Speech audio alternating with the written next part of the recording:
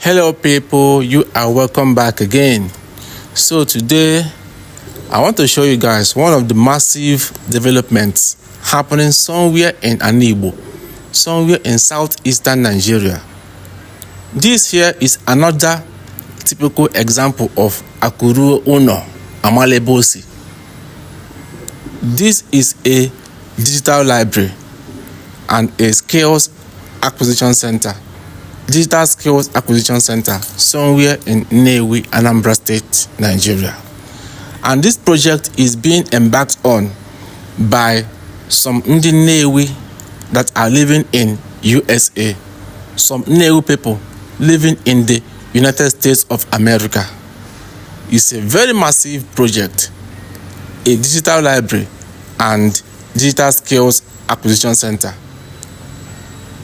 I like to call it the Nnewi Silicon Valley.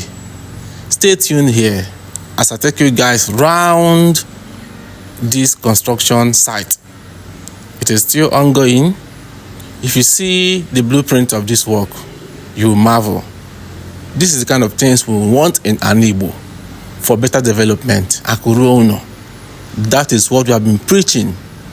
Stay tuned. I will take you guys round and I will keep bringing update on this particular project.